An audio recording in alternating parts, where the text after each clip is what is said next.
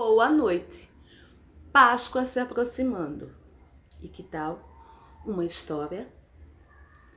A história sobre o verdadeiro significado da Páscoa. Então vamos lá? Era uma vez um menino chamado Carlinhos. Carlinhos era um menino inteligente, estudioso, curioso, que gostava muito de brincar. Na Semana Santa, ele chegou em casa na quarta-feira, todo feliz, com ovelhas de coelho. Nossa, ele estava tão feliz, porque ele sabia que no domingo seria a Páscoa e que ele iria ganhar ovos de chocolate. Quando a mãe de Carlinhos viu o menino todo feliz, foi logo dizendo: meu filho, quanta felicidade! E o menino falou: claro, mamãe, olha, ganhei as orelhas do coelho da Páscoa e eu vou ganhar ovos de chocolate da vovó, do vovô, do papai e da senhora, né, mãe? A mãe então respondeu: meu filho, eu até posso lhe dar chocolate, mas vou lhe fazer uma pergunta.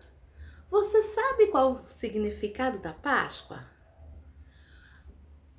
Assim, por que se comemora a Páscoa?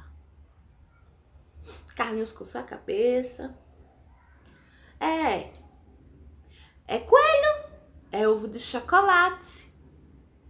É encher minha barriga de ovos de chocolate. O coelho vai deixar um monte de ovinhos escondidos. A mãe de Carlinhos, então, com muita doçura, falou assim para ele: não, meu querido, eu vou contar para vocês o verdadeiro significado da Páscoa. Espera aí, que eu vou buscar um livro para te contar uma história. Nossa, Carlinhos ficou tão feliz, tão eufórico, porque ele amava quando sua mãe contava histórias. A mãe, então, foi até o seu quarto e trouxe a Bíblia Sagrada. E ela falou: olha, a história que eu vou te contar, a verdadeira história da Páscoa, está neste livro. Na Bíblia, mamãe? A verdadeira história está aqui e eu vou contar para você. Primeiro, o coelho não tem nada a ver com a Páscoa. Vamos lá? E então, a mãe de Carlinhos começou a contar a história de um povo que viveu no Egito há muitos e muitos anos atrás. Esse povo não era egípcio, esse povo era hebreu. Tinha ido para lá para escapar da fome. No início, foram muito bem tratados, mas depois começou a governar um faraó muito mau. E esse faraó escravizou o povo hebreu, que era o povo escolhido de Deus. As pessoas trabalhavam, apanhavam, sofriam e muitas vezes até morriam de tanto trabalhar, de tanto apanhar. O povo então resolveu clamar ao Deus dos céus, porque o coração daquele povo já não suportava mais. O coração daquele povo estava triste com tanto sofrimento. E eles começaram a pedir que Deus enviasse um libertador. E Deus ouviu o clamor do povo e enviou Moisés. Moisés era hebreu, mas tinha sido criado no palácio do faraó. Moisés, então, foi pedir ao faraó para que ele deixasse o povo dele partir.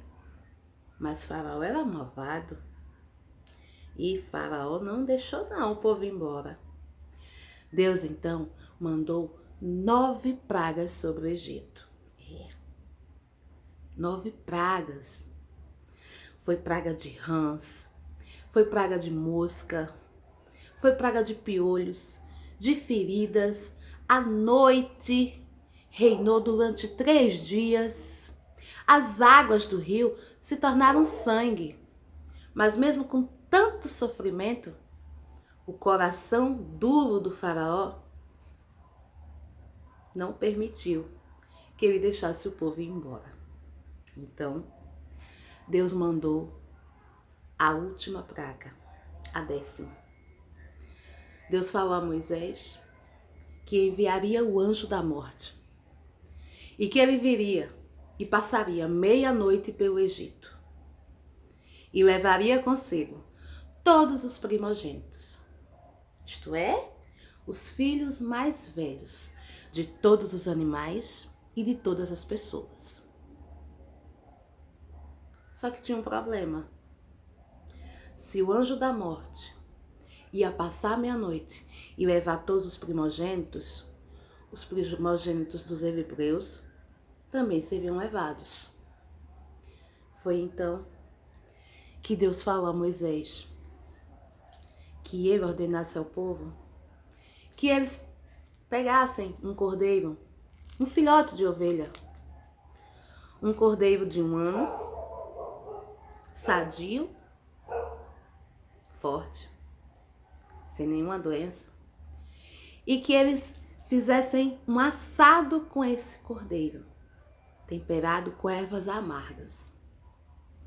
E com o seu sangue, eles podiam passar nas suas portas. O sangue do cordeiro seria passado pelas portas. E então, quando o anjo da morte passasse a meia-noite, a casa que tivesse a marca do sangue do cordeiro não seria atingida. Ninguém seria levado. E assim o povo fez. Meia-noite, o anjo da morte passou e levou consigo todos os primogênitos dos animais e das pessoas, em cujas portas não tinham a marca do sangue do cordeiro. Até o filho do faraó morreu. Mas nas casas dos hebreus, nada aconteceu. Todos continuaram muito bem. O faraó então temeu a Deus e acabou deixando o povo ir.